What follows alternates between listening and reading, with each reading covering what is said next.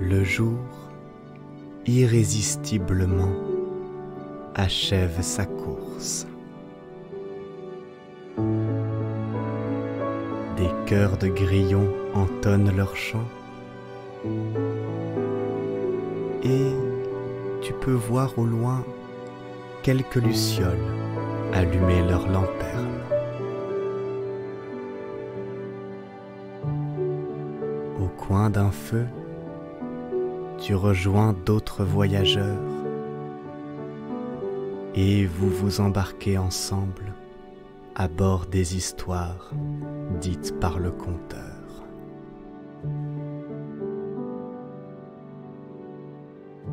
Vous levez les yeux au ciel et, tandis que les brumes crépusculaires révèle la clarté naissante de la lune, vous atteignez, sans le savoir, l'aube des songes.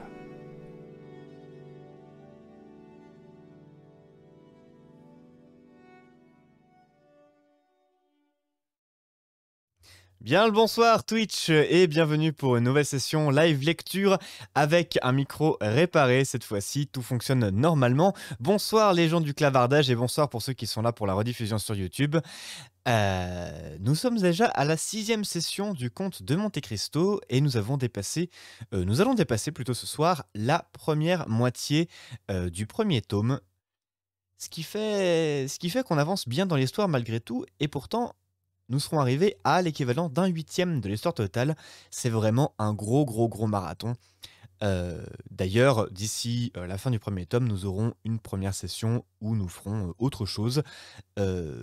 Si je me rappelle bien, des nouvelles fantastiques de Théophile Gautier que je me réjouis de vous lire, histoire de changer d'air un peu, et puis parce que les nouvelles fantastiques de Théophile Gautier me donnent très fortement envie. Bonsoir Raveline, je me porte bien, écoute, la journée s'est fort bien passée, tout avance tranquillement mais sûrement. Les spectacles de cet été sont en bonne voie de production, donc c'est une bonne nouvelle. J'ai pas encore pu travailler sur les nouvelles, mais je ferai ça après le live. Je prendrai une heure pour avancer sur la nouvelle que vous autres tipeurs recevez tous les dimanches à midi sur votre boîte mail.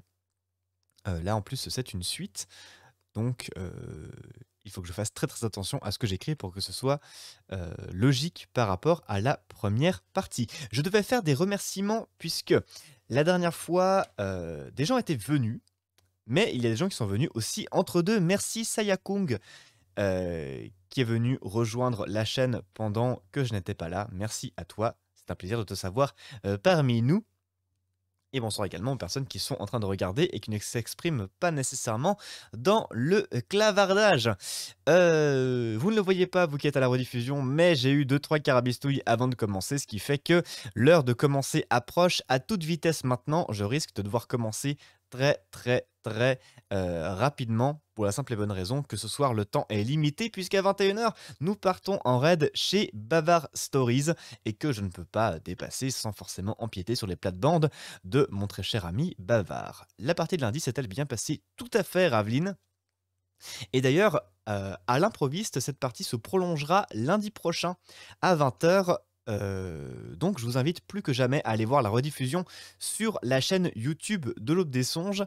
Une partie qui s'appelle Roncesvalles la Maudite et qui voit comme joueurs Alexis en S et Kazoo au Moyen-Âge perdus dans une cité, ma foi, fort étrange et ma foi, très accueillante.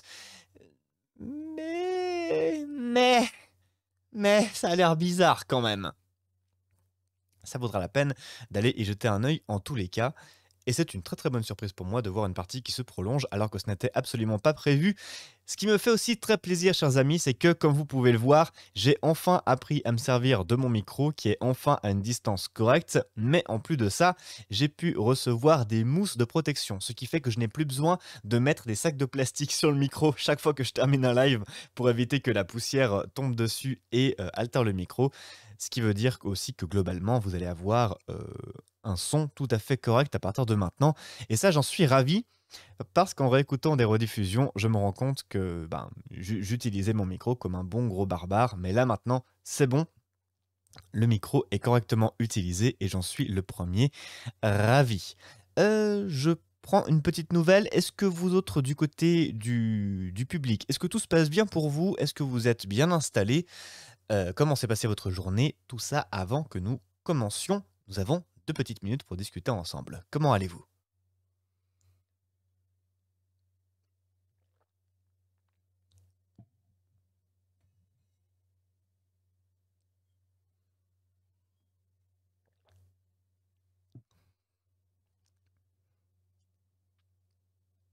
Je rentre tout juste de mon stage et je suis la fatigue. Je peux comprendre. Il s'est bien passé ton stage, Raveline?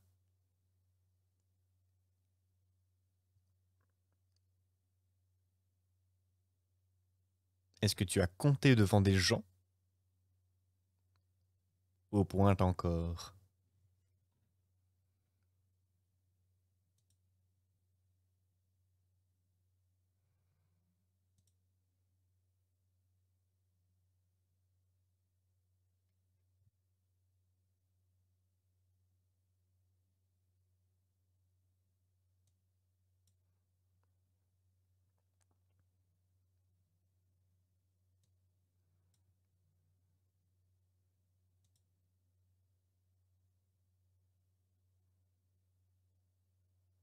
Super bien, c'était génial.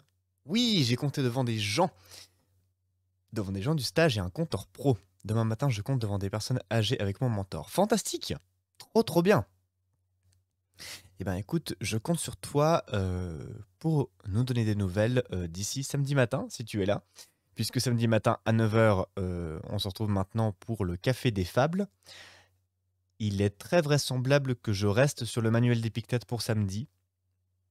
À moins que subitement je change d'avis vendredi soir en me disant ah, finalement non, des petites nouvelles, ça va très bien. Mais a priori, c'est pour le manuel d'Épictète. Donc, à ce moment-là, si tu es là, je serais ravi de savoir comment s'est passé ton stage. Sinon, eh bien, la prochaine fois que tu passes, purement et simplement. Bien. Sur ce, il est 19h20 et dans 1h40, nous partons chez Bavard. Il est donc plus que temps de reprendre la lecture. Et pour se remettre dans l'ambiance, nous allons reprendre immédiatement avec l'habituel et le bien connu précédemment. Et maintenant, si vous le voulez bien, l'aube des songes commence. Précédemment, dans le conte de Monte Cristo.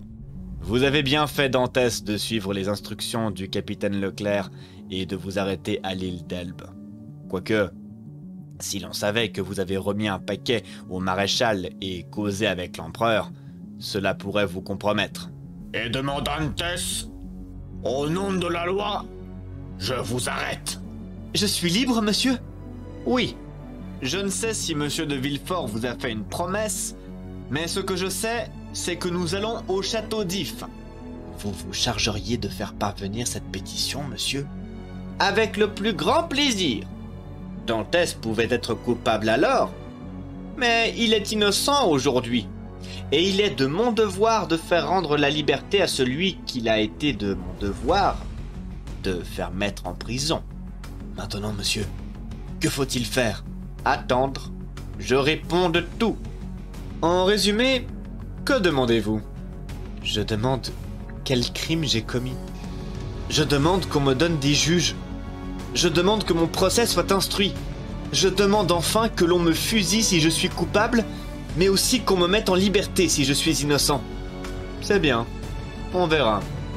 Edmond Dantès, bonapartiste enragé, a pris une part active au retour de l'île d'Elbe, à tenir au plus grand secret et sous la plus stricte surveillance. Rien à faire. Et tout de suite, la suite de votre feuilleton.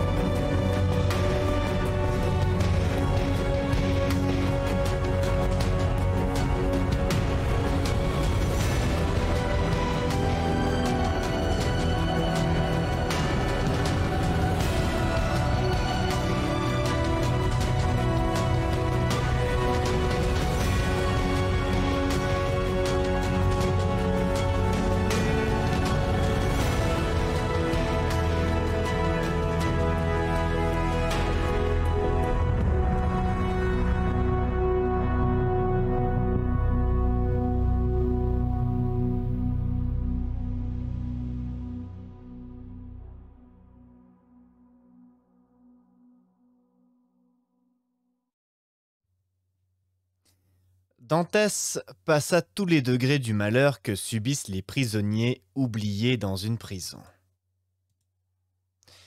Il commença par l'orgueil, qui est une suite de l'espoir et une conscience de l'innocence, puis il en vint à douter de son innocence.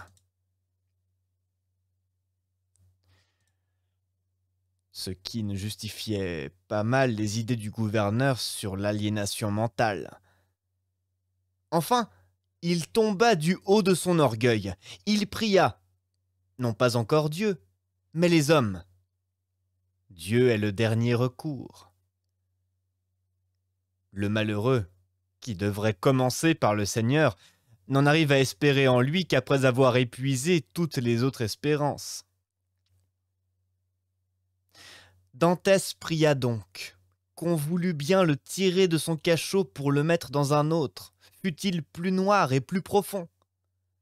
Un changement, même désavantageux, était toujours un changement, et procurerait à Dantès une distraction de quelques jours. Il pria qu'on lui accordât la promenade, l'air, des livres, des instruments. Rien de tout cela ne lui fut accordé. Mais n'importe. Il demandait toujours. Il s'était habitué à parler à son nouveau geôlier, quoiqu'il fût encore, s'il était possible, plus muet que l'ancien. Mais parler à un homme, même à un muet, était encore un plaisir. Dantès parlait pour entendre le son de sa propre voix. Il avait essayé de parler lorsqu'il était seul, mais alors il se faisait peur. Souvent, du temps qu'il était en liberté, Dantès s'était fait un épouvantail de ces chambrées de prisonniers, composés de vagabonds, de bandits et d'assassins, dont la joie ignoble met en commun des orgies inintelligibles et des amitiés effrayantes. Il en vint à souhaiter d'être jeté dans quelqu'un de ces bouges, afin de voir d'autres visages que celui de ce geôlier impassible qui ne voulait point parler. Il regrettait le bagne, avec son costume infamant, sa chaîne aux pieds, sa flétrissure de l'épaule.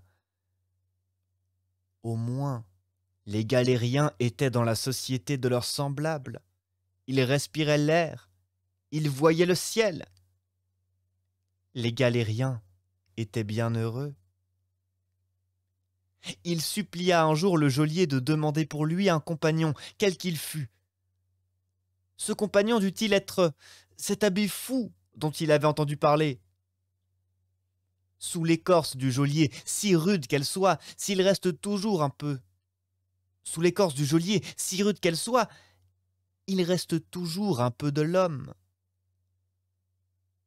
Celui-ci avait souvent, du fond du cœur, et quoique son visage n'en eût rien dit, plaint ce malheureux jeune homme à qui la captivité était si dure. Il transmit la demande du numéro 34 au gouverneur. Mais celui-ci, prudent, comme s'il eût été un homme politique, se figura que Dantès voulait ameuter les prisonniers, tramer quelque complot, s'aider d'un ami dans quelque tentative d'évasion, et il refusa.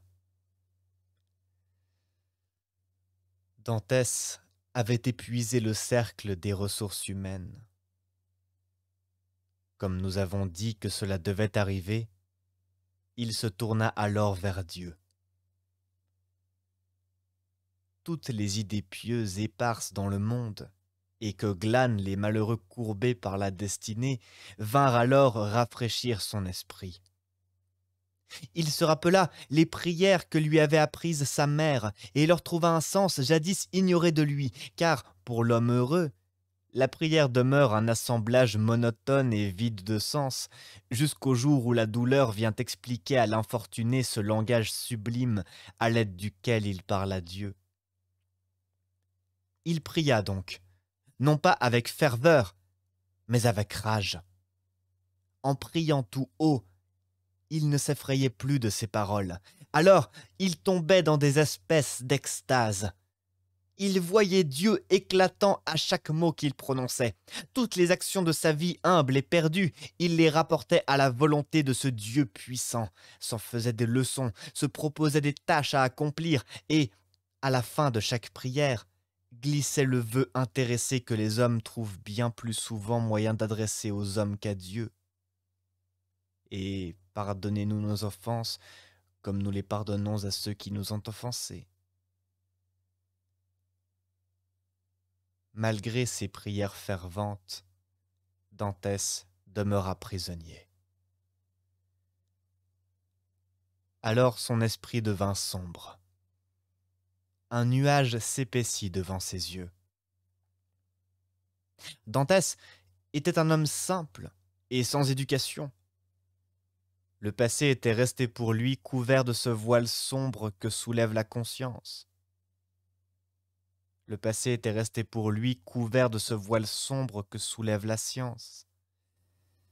Il ne pouvait, dans la solitude de son cachot et dans le désert de sa pensée, reconstruire les âges révolus, ramener les peuples éteints, rebâtir les villes antiques, que l'imagination grandit et poétise et qui passent devant les yeux, gigantesques et éclairés par le feu du ciel comme les tableaux babyloniens de Martine. Lui n'avait que son passé si court, son présent si sombre, son avenir si douteux. 19 ans de lumière à méditer, peut-être, dans une éternelle nuit. Aucune distraction ne pouvait donc lui venir en aide. Son esprit énergique, et qui n'eût pas mieux aimé que de prendre son vol à travers les âges, était forcé de rester prisonnier comme un aigle dans une cage. Il se cramponnait alors à une idée, à celle de son bonheur détruit sans cause apparente et par une fatalité inouïe. Il s'acharnait sur cette idée, la tournant, la retournant sur toutes les faces et la dévorant pour ainsi dire à belles dents, comme dans l'enfer de Dante, l'impitoyable Ugolin dévore le crâne de l'archevêque Roger. Dantès n'avait eu qu'une foi passagère, basée sur la puissance. Il la perdit comme d'autres la perdent après le succès. Seulement, il n'avait pas profité. La rage succéda à l'ascétisme. Edmond lançait des blasphèmes qui faisaient reculer d'horreur le geôlier. Il brisait son corps contre les murs de sa prison. Il s'en prenait avec fureur à tout ce qui l'entourait, et surtout à lui-même. De la moindre contrariété que lui faisait éprouver un grain de sable, un fétu de paille, un souffle d'air. Alors, cette lettre dénonciatrice qu'il avait vue, que lui avait montrée Villefort, qu'il avait touchée, lui revenait à l'esprit. Chaque ligne flamboyait sur la muraille comme le manette aisselle Pharès de Balthazar. Il se disait que c'était la haine des hommes et non la vengeance de Dieu qui l'avait plongé dans l'abîme où il était. Il vouait ces hommes inconnus à tous les supplices dont son ardente imagination lui fournissait l'idée, et il trouvait encore que les plus terribles étaient trop doux, et surtout trop courts pour eux, car après le supplice venait la mort, et dans la mort était, sinon le repos, du moins l'insensibilité qui lui ressemble. À force de se dire à lui-même, à propos de ses ennemis, que le calme était la mort, et qu'à celui qui veut punir cruellement, il faut d'autres moyens que la mort, il tomba dans l'immobilité morne des idées de suicide. Malheur à celui qui, sur la pente du malheur, s'arrête à ces sombres idées. C'est une de ces mers mortes, qui s'étendent comme l'azur des flots purs, mais dans lesquels le nageur se sent de plus en plus engluer ses pieds dans une vase bitumineuse qui l'attire à elle, l'aspire, l'engloutit. Une fois pris ainsi, si le secours divin ne vient point à son aide, tout est fini, et chaque effort qu'il tente l'enfonce plus avant dans la mort.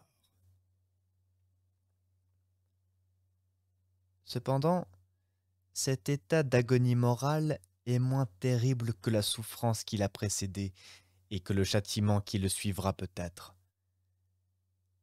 C'est une espèce de consolation vertigineuse qui vous montre le gouffre béant, mais au fond du gouffre, le néant.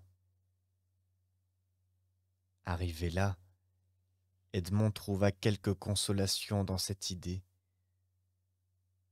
Toute cette douleur, toute cette souffrance, ce cortège de spectres qu'elle tramait à leur suite parurent s'envoler dans ce coin de sa prison où l'ange de la mort pouvait poser son pied silencieux. Dantès regarda avec calme sa vie passée, avec terreur sa vie future, et choisit ce point milieu qui lui paraissait être un lieu d'asile.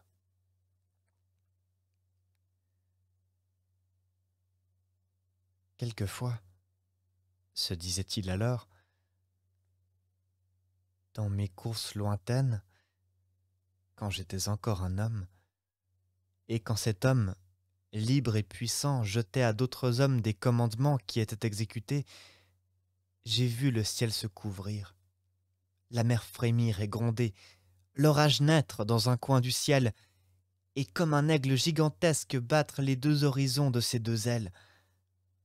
Alors, je sentais que mon vaisseau n'était plus qu'un refuge impuissant, car mon vaisseau, léger comme une plume à la main d'un géant, tremblait et frissonnait lui-même.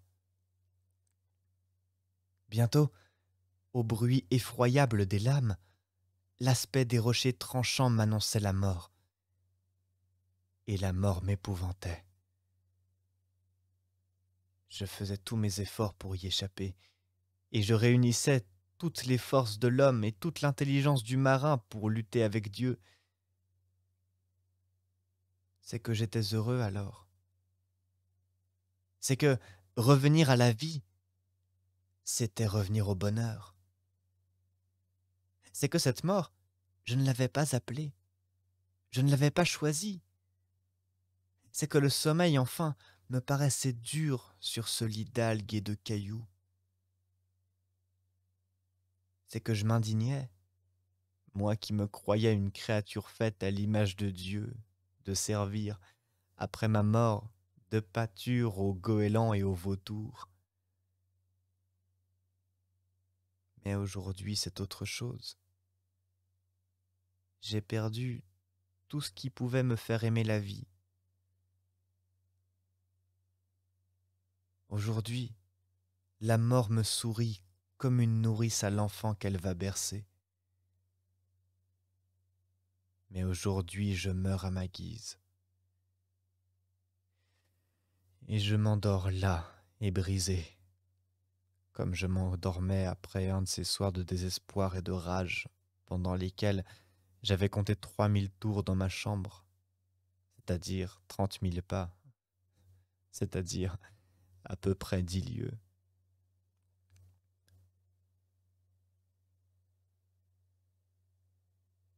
Dès que cette pensée eut germé dans l'esprit du jeune homme, il devint plus doux, plus souriant.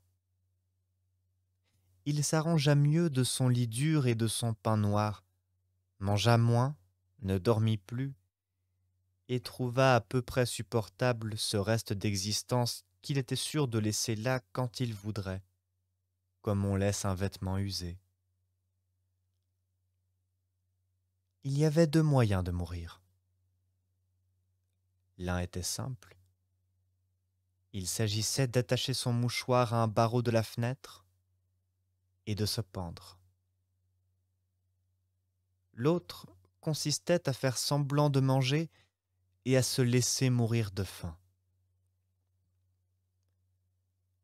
Le premier répugna fort à Dantès.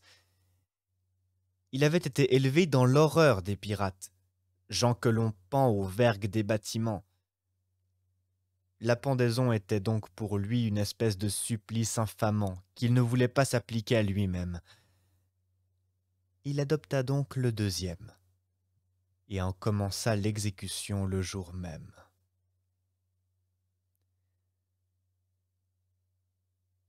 Près de 4 années s'étaient écoulées dans les alternatives que nous avons racontées.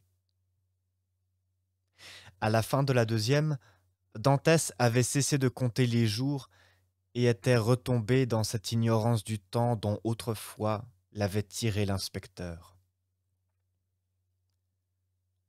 Dantès avait dit « Je veux mourir »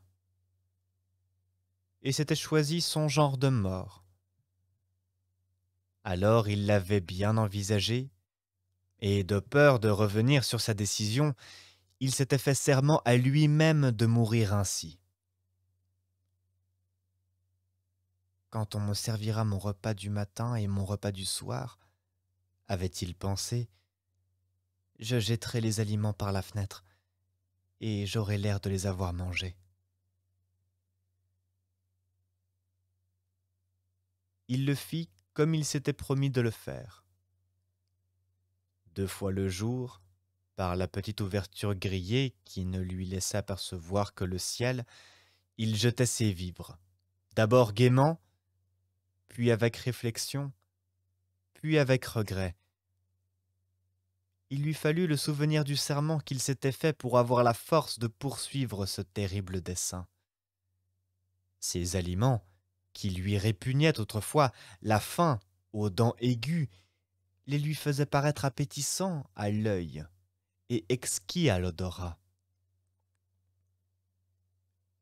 Quelquefois, il tenait pendant 1 heure à sa main le plat qui le contenait, l'œil fixé sur ce morceau de viande pourrie ou sur ce poisson infect et sur ce pain noir et moisi. C'étaient les derniers instincts de la vie qui luttaient encore en lui et qui de temps en temps terrassaient sa résolution. Alors, son cachot ne lui paraissait plus aussi sombre. Son état lui semblait moins désespéré. Il était jeune encore. Il devait avoir 25 ou 26 ans. Il lui restait 50 ans à vivre à peu près. C'est-à-dire 2 fois ce qu'il avait vécu. pendant ce laps de temps immense, que d'événements pouvaient forcer les portes, renverser les murailles du château d'If et le rendre à la liberté. Alors, il approchait ses dents du repas que, tantale volontaire, il éloignait lui-même de sa bouche. Mais alors le souvenir de son serment lui revenait à l'esprit, et cette généreuse nature avait trop peur de se mépriser soi-même pour manquer à son serment. Il usa donc, rigoureux et impitoyable, le peu d'existence qui lui restait, et un jour vint où il n'eut plus la force de se lever pour jeter par la lucarne le souper qu'on lui apportait. Le lendemain, il ne voyait plus. Il entendait à peine.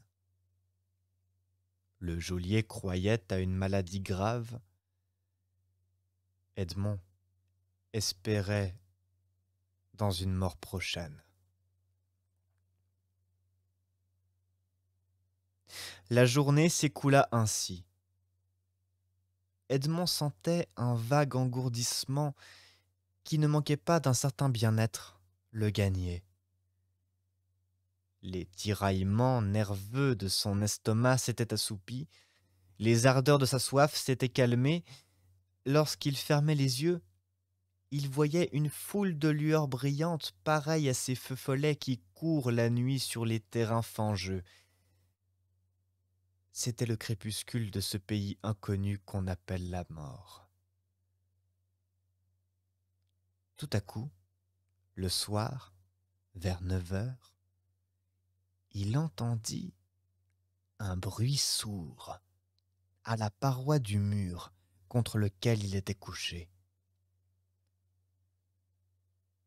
Tant d'animaux immondes étaient venus faire leur bruit dans cette prison que, peu à peu, Edmond avait habitué son sommeil à ne pas se troubler de si peu de choses.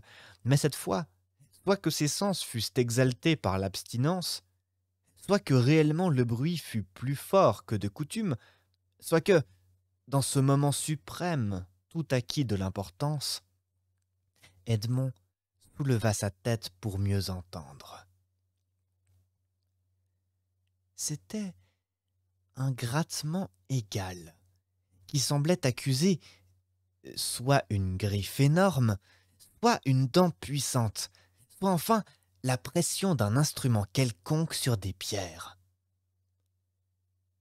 Bien qu'affaibli, le cerveau du jeune homme fut frappé par cette idée banale, constamment présente à l'esprit des prisonniers. La liberté ? Ce bruit arrivait si justement au moment où tout bruit allait cesser pour lui, qu'il lui semblait que Dieu se montrait enfin pitoyable à ses souffrances et lui envoyait ce bruit pour l'avertir de s'arrêter au bord de la tombe où chancelait déjà son pied. Qui pouvait savoir si un de ses amis, un de ces êtres bien-aimés auxquels il avait songé si souvent qu'il y avait usé sa pensée, ne s'occupait pas de lui en ce moment et ne cherchait pas à se rapprocher, à rapprocher la distance qui les séparait. Mais non, sans doute Edmond se trompait, et c'était un de ces rêves qui flottent à la porte de la mort. Cependant, Edmond écoutait toujours ce bruit. Ce bruit dura 3 heures à peu près. Puis, Edmond entendit une sorte de croulement, après quoi le bruit cessa. Quelques heures après, il reprit plus fort et plus rapproché. Déjà, Edmond s'intéressait à ce travail qui lui faisait société. Tout à coup, le geôlier entra. Depuis 8 jours à peu près qu'il avait résolu de mourir, 4 jours qu'il avait commencé de mettre ce projet à exécution, Edmond n'avait point adressé la parole à cet homme, ne lui répondant pas quand il lui avait parlé pour lui demander de quelle maladie il croyait être atteint, et se retournant du côté du mur quand il en était regardé trop attentivement. Mais aujourd'hui, le geôlier pouvait entendre ce bruissement sourd, s'en alarmer y mettre fin et déranger ainsi peut-être ce je ne sais quoi d'espérance dont l'idée seule charmait les derniers moments de Dantès. Le geôlier apportait à déjeuner. Dantès se souleva sur son lit et, enflant sa voix, se mit à parler sur tous les sujets possibles, sur la mauvaise qualité des vivres qu'il apportait, sur le froid dont on souffrait dans ce cachot, murmurant et grondant pour avoir le droit de crier plus fort, et lassant la patience du geôlier, qui justement ce jour-là avait sollicité pour le prisonnier malade un bouillon et du pain frais, et qui lui apportait ce bouillon et ce pain. Heureusement, il crut que Dantès avait le délire. Il posa les vivres sur la mauvaise table boiteuse sur laquelle il avait l'habitude de les poser, et se retira. Libre alors, Edmond se remit à écouter avec joie. Le bruit devenait si distinct que, maintenant, le jeune homme l'entendait sans effort. Plus de doute, se dit-il à lui-même, puisque ce bruit continue, malgré le jour, c'est quelque malheureux prisonnier, comme moi, qui travaille à cette délivrance. Oh, si j'étais près de lui, comme je l'aiderais! Puis tout à coup, un nuage sombre passa sur cette aurore d'espérance dans ce cerveau habitué au malheur et qui ne pouvait se reprendre que difficilement aux joies humaines. Cette idée surgit aussitôt, que ce bruit avait pour cause le travail de quelque ouvrier que le gouverneur employait aux réparations d'une chambre voisine. Il était facile de s'en assurer. Mais comment risquer une question? Certes, il était tout simple d'attendre l'arrivée du geôlier, de lui faire écouter ce bruit et de voir la mine qu'il ferait en l'écoutant.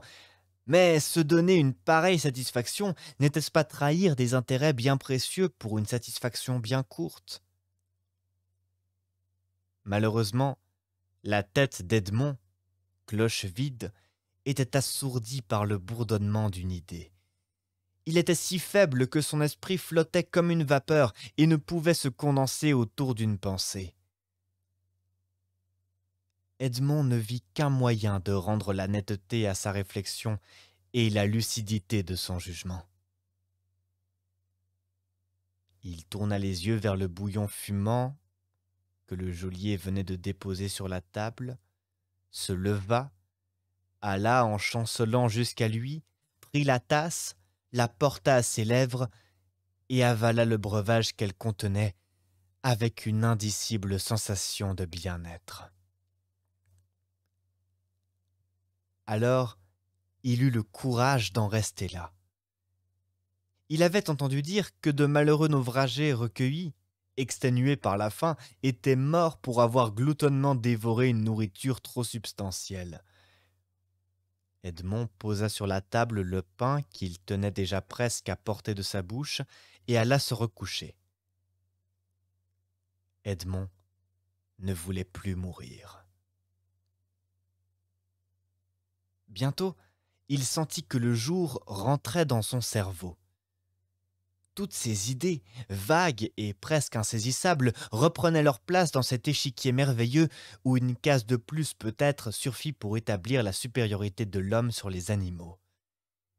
Il put penser et fortifier sa pensée avec le raisonnement. Alors, il se dit « Il faut tenter l'épreuve, mais sans compromettre personne. Si le travailleur est un ouvrier ordinaire, je n'ai qu'à frapper contre mon mur. Aussitôt, il cessera sa besogne pour tâcher de deviner quel est celui qui frappe et dans quel but il frappe. Mais comme son travail sera non seulement licite, mais encore commandé, il reprendra bientôt son travail. Si au contraire c'est un prisonnier, le bruit que je ferai l'effrayera. Il craindra d'être découvert, il cessera son travail et ne le reprendra que ce soir, quand il croira tout le monde couché et endormi. » Aussitôt, Edmond se leva de nouveau. Cette fois, Ses jambes ne vacillaient plus, et ses yeux étaient sans éblouissement.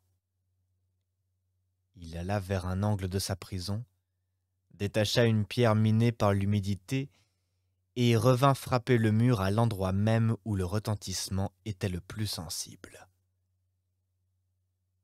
Il frappa 3 coups. Dès le premier, le bruit avait cessé comme par enchantement. Edmond écouta de toute son âme. 1 heure s'écoula, 2 heures s'écoulèrent, aucun bruit nouveau ne se fit entendre.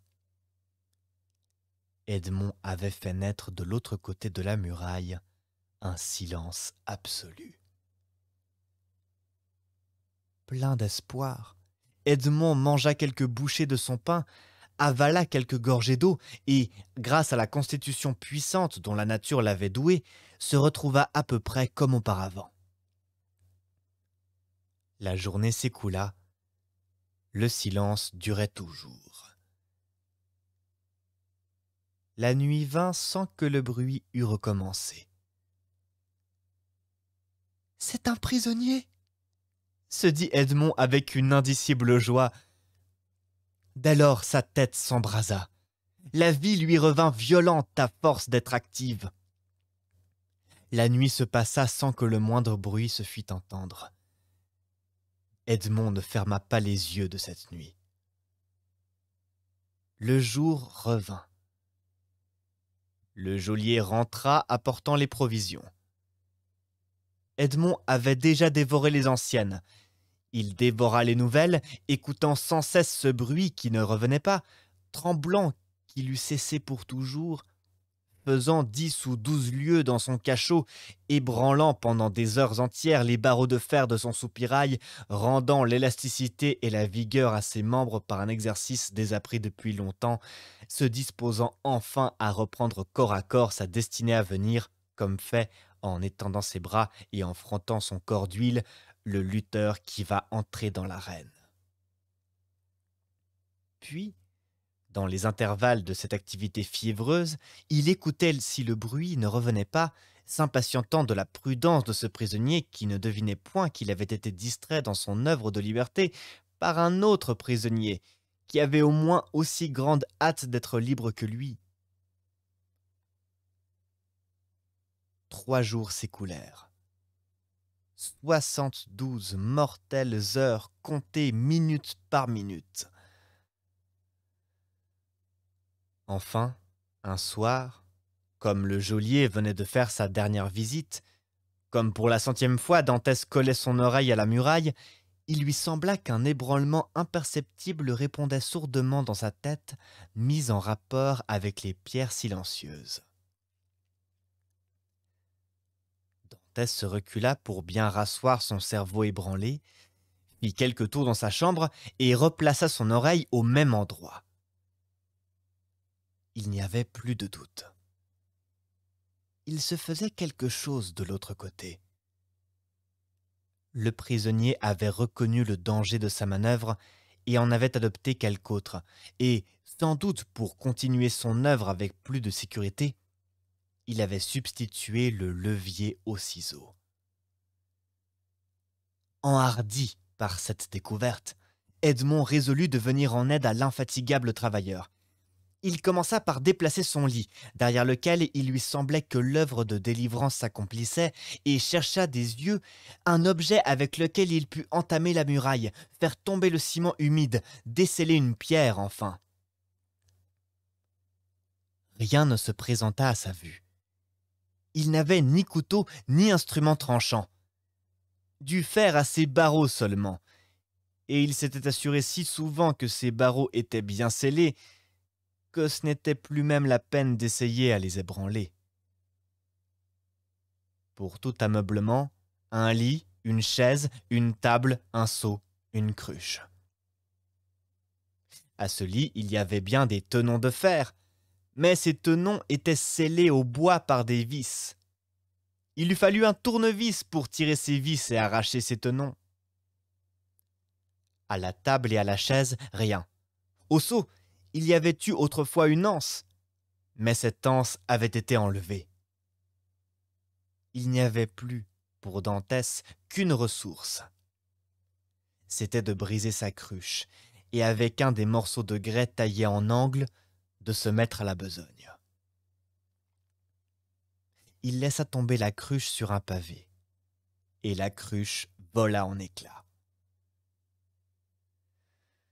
Dantès choisit 2 ou 3 éclats aigus, les cacha dans sa paillasse et laissa les autres épars sur la terre. La rupture de sa cruche était un accident trop naturel pour que l'on en s'en inquiétât. Edmond avait toute la nuit pour travailler. Mais dans l'obscurité, la besogne allait mal, car il lui fallait travailler à tâtons, et il sentit bientôt qu'il émoussait l'instrument informe contre un grès plus dur. Il repoussa donc son lit et attendit le jour. Avec l'espoir, la patience lui était revenue. Toute la nuit, il écouta et entendit le mineur inconnu qui continuait son œuvre souterraine. Le jour vint. Le geôlier entra. Dantès lui dit qu'en buvant la veille à même la cruche, elle avait échappé à sa main et s'était brisée en tombant. Le geôlier alla en grommelant chercher une cruche neuve sans même prendre la peine d'emporter les morceaux de la veille. Il revint un instant après, recommanda plus d'adresse au prisonnier et sortit. Dantès écouta avec une joie indicible le grincement de la serrure qui, chaque fois qu'elle se refermait jadis, lui serrait le cœur. Il écouta s'éloigner le bruit des pas, puis, quand ce bruit se fut éteint, il bondit vers sa couchette qu'il déplaça et, à la lueur du faible rayon de jour qui pénétrait dans son cachot, put voir la besogne inutile qu'il avait faite la nuit précédente en s'adressant au corps de la pierre au lieu de s'adresser au plâtre qui entourait ses extrémités. L'humidité avait rendu ce plâtre friable. Dantès vit avec un battement de cœur joyeux que ce plâtre se détachait par fragments. Ces fragments étaient presque des atomes, il est vrai, mais au bout d'une demi-heure cependant, Dantès en avait détaché une poignée à peu près. Un mathématicien eût pu calculer qu'avec 2 années à peu près de ce travail, en supposant qu'on ne rencontrât point le roc, on pouvait se creuser un passage de 2 pieds carrés et de 20 pieds de profondeur. Le prisonnier se reprocha alors de ne pas avoir employé à ce travail ces heures longues, successivement écoulées, toujours plus lentes, et qu'il avait perdues dans l'espérance, dans la prière et dans le désespoir. Depuis 6 ans à peu près qu'il s'était enfermé dans ce cachot. Quel travail! Si lent qu'il fût, n'eût-il pas achevé? Et cette idée lui donna une nouvelle ardeur. En 3 jours, il parvint, avec des précautions inouïes, à enlever tout le ciment et à mettre à nu la pierre. La muraille était faite de moellons au milieu desquels, pour ajouter à la solidité, avait pris place de temps en temps une pierre de taille. C'était une de ces pierres de taille qu'il avait presque déchaussée et qu'il s'agissait maintenant d'ébranler dans son alvéole. Dantès essaya avec ses ongles, mais ses ongles étaient insuffisants pour cela. Les morceaux de la cruche introduits dans les intervalles se brisaient lorsque Dantès voulait s'en servir en manière de levier. Après 1 heure de tentatives inutiles, Dantès se releva, la sueur et l'angoisse sur le front. Allait-il donc être arrêté ainsi dès le début? Et lui faudrait-il attendre, inerte et inutile, que son voisin, qui de son côté se lasserait peut-être, eût tout fait? Alors, une idée lui passa par l'esprit. il demeura debout et souriant. Son front humide de sueur se sécha tout seul. Le geôlier apportait tous les jours la soupe de Dantès dans une casserole de fer blanc. Cette casserole contenait sa soupe et celle d'un second prisonnier, car Dantès avait remarqué que cette casserole était ou entièrement pleine ou à moitié vide, selon que le porte-clés commençait la distribution des vivres par lui ou par son compagnon. Cette casserole avait un manche de fer. C'était ce manche de fer qu'ambitionnait Dantès et qu'il eût payé si on les lui avait demandé en échange de 10 années de sa vie. Le geôlier versa le contenu de cette casserole dans l'assiette de Dantès. Après avoir mangé sa soupe avec une cuillère de bois, Dantès lavait cette assiette qui servait ainsi chaque jour. Le soir, Dantès posait son assiette à terre, à mi-chemin de la porte à la table. Le soir, Dantès posa son assiette à terre, à mi-chemin de la porte à la table. Le geôlier en entrant mit le pied sur l'assiette et la brisa en 1000 morceaux. Cette fois, il n'y avait rien à dire contre Dantès. Il avait eu le tort de laisser son assiette à terre, c'est vrai, mais le geôlier avait eu celui de ne pas regarder à ses pieds. Le geôlier se contenta de grommeler.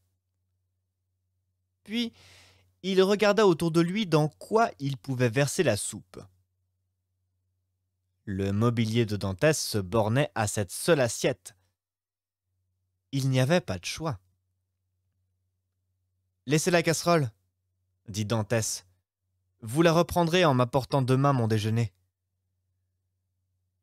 Ce conseil flattait la paresse du geôlier, qui n'avait pas besoin ainsi de remonter, de redescendre et de remonter encore. Il laissa la casserole. Dantès frémit de joie. Cette fois, il mangea vivement la soupe et la viande que, selon l'habitude des prisons, on mettait avec la soupe. Puis, après avoir attendu 1 heure, pour être certain que le geôlier ne se raviserait point, il dérangea son lit, prit sa casserole, introduisit le bout du manche entre la pierre de taille dénuée de son ciment et les moellons voisins, et commença de faire le levier. Une légère oscillation prouva à Dantès que la besogne venait à bien. En effet, au bout d'1 heure, la pierre était tirée du mur, où elle faisait une excavation de plus d'1,5 pied de diamètre. Dantès ramassa avec soin tout le plâtre, le porta dans les angles de sa prison, gratta la terre grisâtre avec un des fragments de sa cruche et recouvrit le plâtre de terre. Puis, voulant mettre à profit cette nuit où le hasard, ou plutôt la savante combinaison qu'il avait imaginée, avait remis entre ses mains un instrument si précieux, il continua de creuser avec acharnement. À l'aube du jour, il replaça la pierre dans son trou, repoussa son lit contre la muraille et se coucha. Le déjeuner consistait en un morceau de pain. Le geôlier entra et posa ce morceau de pain sur la table. « Eh bien, vous ne m'apportez pas une autre assiette ?» demanda Dantès.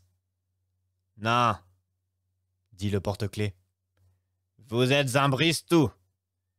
Vous avez détruit votre cruche et vous êtes cause que j'ai cassé votre assiette. Si tous les prisonniers faisaient autant de dégâts, le gouvernement n'y pourrait pas tenir. On vous laisse la casserole, on vous versera votre soupe dedans.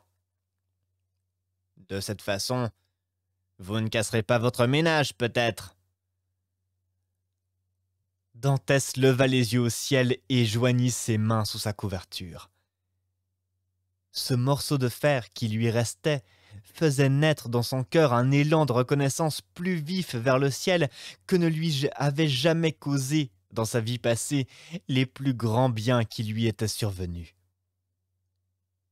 Seulement, il avait remarqué que, depuis qu'il avait commencé à travailler, lui, le prisonnier ne travaillait plus. N'importe. Ce n'était pas une raison pour cesser sa tâche. Si son voisin ne venait pas à lui, c'était lui qui irait à son voisin. Toute la nuit, il travailla sans relâche.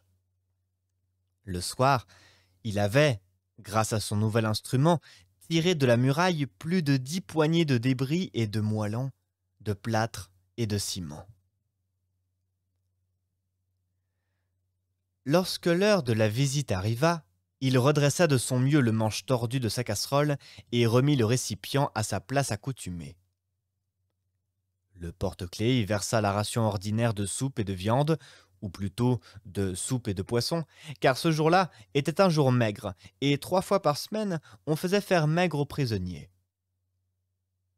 C'eût été encore un moyen de calculer le temps, si depuis longtemps Dantès n'avait pas abandonné ce calcul. Puis, la soupe versée, le porte-clés se retira. Cette fois, Dantès voulut s'assurer si son voisin avait bien réellement cessé de travailler. Il écouta.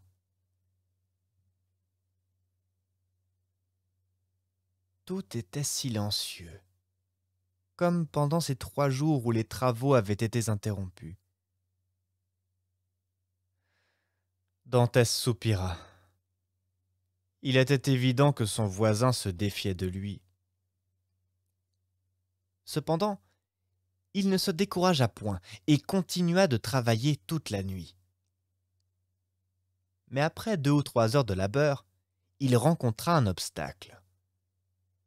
Le fer ne mordait plus et glissait sur une surface plane. Dantès toucha l'obstacle avec ses mains et reconnut qu'il avait atteint une poutre. Cette poutre traversait, ou plutôt barrait, entièrement le trou qu'avait commencé Dantès. Maintenant, il fallait creuser dessus ou dessous. Le malheureux jeune homme n'avait point songé à cet obstacle. « Oh mon Dieu !» s'écria-t-il. « Je vous avais cependant tant prié que j'espérais que vous m'aviez entendu. Mon Dieu, après m'avoir ôté la liberté de la vie, mon Dieu, après m'avoir ôté le calme de la mort, mon Dieu, qui m'avait rappelé à l'existence, mon Dieu, ayez pitié de moi, ne me laissez pas mourir dans le désespoir. » Qui parle de Dieu et de désespoir en même temps?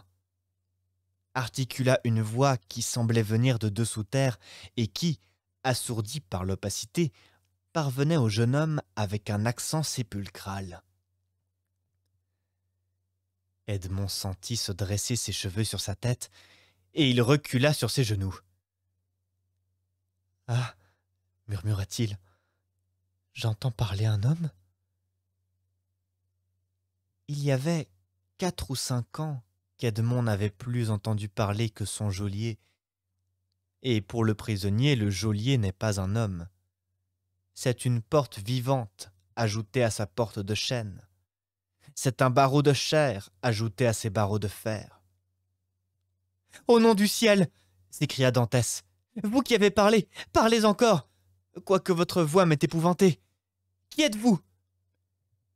« Qui êtes-vous vous-même » demanda la voix.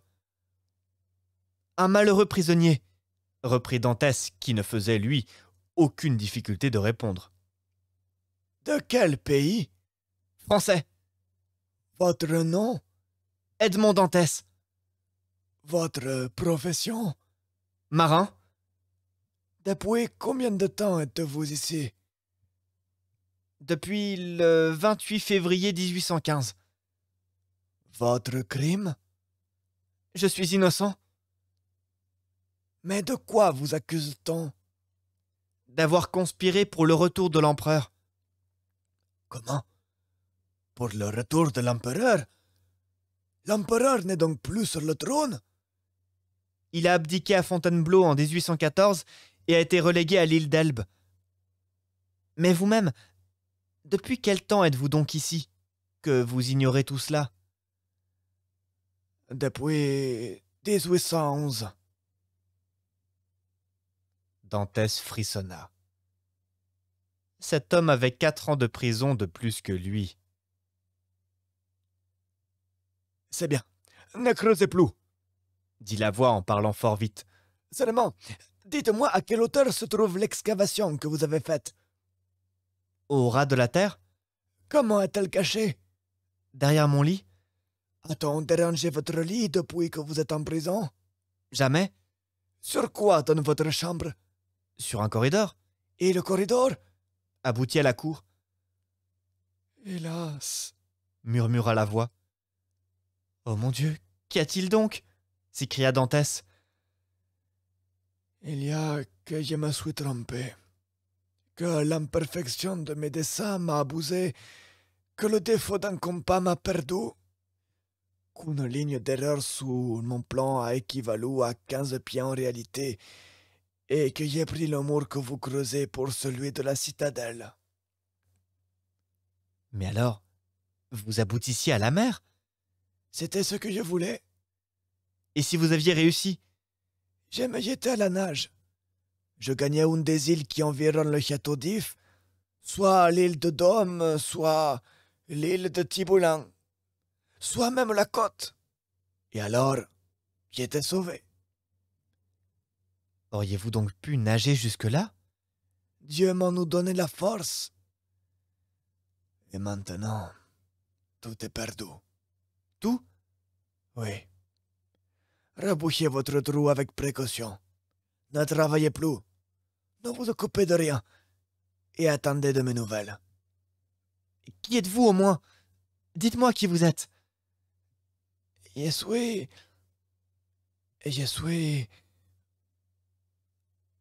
le numéro 27.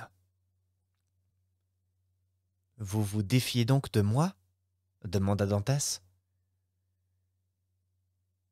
Edmond crut entendre comme un rire amer percer la voûte et monter jusqu'à lui. « Oh, je suis bon chrétien !» s'écria-t-il, devinant instinctivement que cet homme songeait à l'abandonner. « Je vous jure sur le Christ que je me ferai tuer plutôt que de laisser entrevoir à vos bourreaux et aux miens l'ombre de la vérité. Mais au nom du ciel, ne me privez pas de votre présence, ne me privez pas de votre voix, ou je vous le jure. Car je suis au bout de ma force. Je me brise la tête contre la muraille et vous aurez ma mort à vous reprocher. » Quel âge avez-vous? Votre voix semble être celle d'un jeune homme. Je ne sais pas mon âge, car je n'ai pas mesuré le temps depuis que je suis ici. Ce que je sais, c'est que j'allais avoir 19 ans lorsque j'ai été arrêté, le 18 février 1804. Le 18 février 1815. Pas tout à fait 26 ans. Murmura la voix. Allons. À cet âge, on n'est pas encore un traître. Oh non, non, je vous le jure, répéta Dantès. Je vous l'ai déjà dit, et je vous le redis, je me ferai couper en morceaux plutôt que de vous trahir. Vous avez bien fait de me parler. Vous avez bien fait de me prier, car j'allais former un autre plan et m'éloigner de vous. Mais votre âge me rassure. Je vous rejoindrai. Attendez-moi. Quand cela? Il faut que je calcule nos chances. Laissez-moi vous donner le signal. Mais vous ne m'abandonnerez pas. Vous ne me laisserez pas seul. Vous viendrez à moi. Ou vous me permettrez d'aller jusqu'à vous. Nous fuirons ensemble. Et si nous ne pouvons fuir, nous parlerons. Vous des gens que vous aimez, moi des gens que j'aime. Vous devez aimer quelqu'un.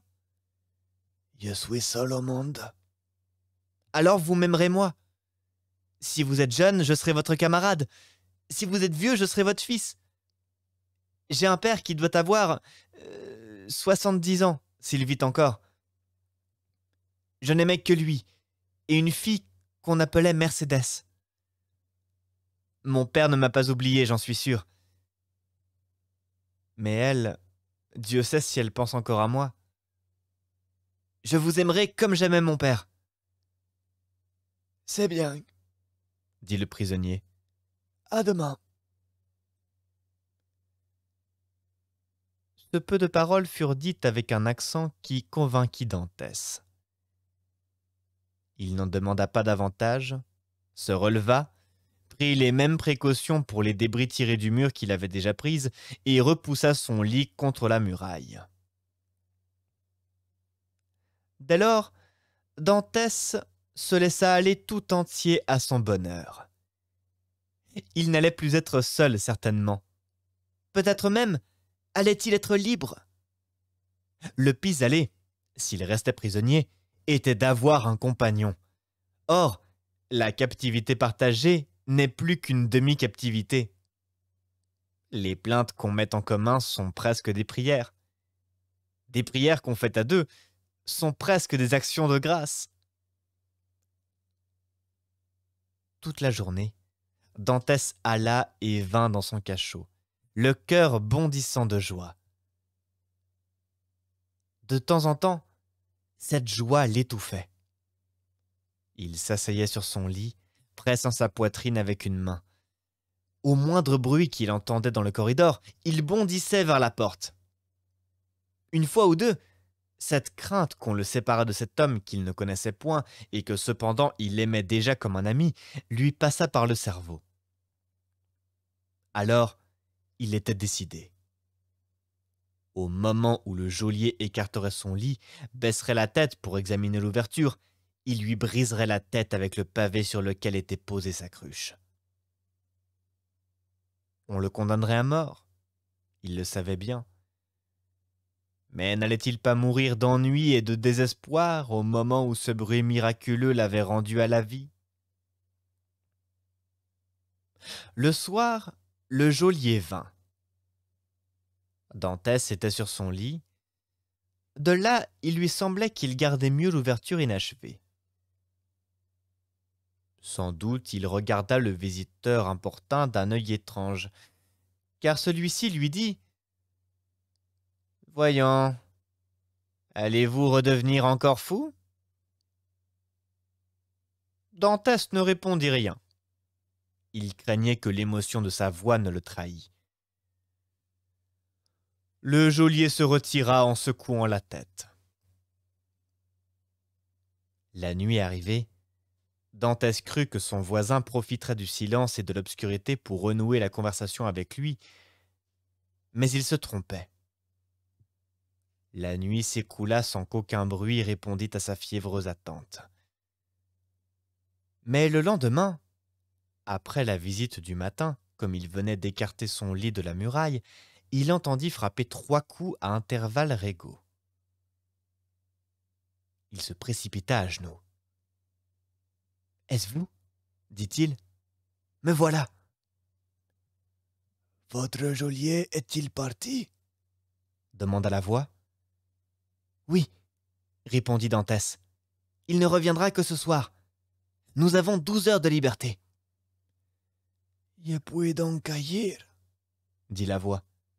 « Oh oui, oui, sans retard. À l'instant même. Je vous en supplie. » Aussitôt, la portion de terre sur laquelle Dantès, à moitié perdu dans l'ouverture, appuyait ses 2 mains, sembla céder sous lui. Il se rejeta en arrière, tandis qu'une masse de terre et de pierres détachées se précipitait dans un trou qui venait de s'ouvrir au-dessous de l'ouverture que lui-même avait faite. Alors, au fond de ce trou sombre, et dont il ne pouvait mesurer la profondeur, il vit paraître une tête, des épaules, et enfin un homme tout entier qui sortit avec assez d'agilité de l'excavation pratiquée.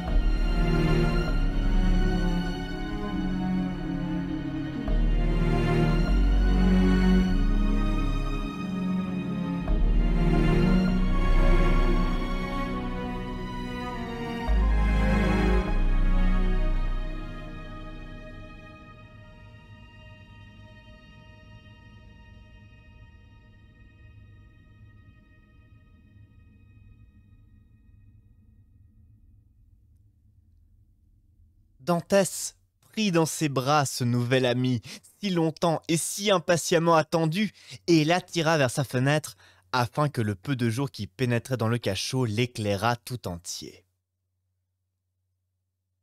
C'était un personnage de petite taille, aux cheveux blanchis par la peine plutôt que par l'âge, à l'œil pénétrant caché sous d'épais sourcils qui grisonnaient, à la barbe encore noire et descendant jusqu'à sa poitrine.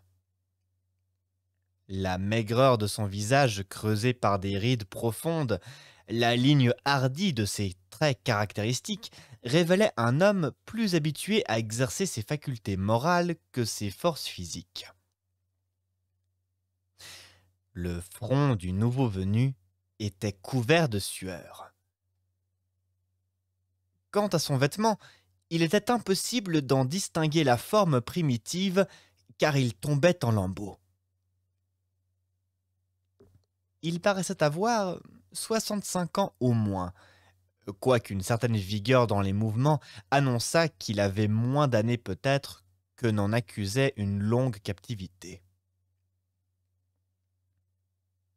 Il accueillit avec une sorte de plaisir les protestations enthousiastes du jeune homme. Son âme glacée sembla, pour un instant, se réchauffer et se fondre au contact de cette âme ardente.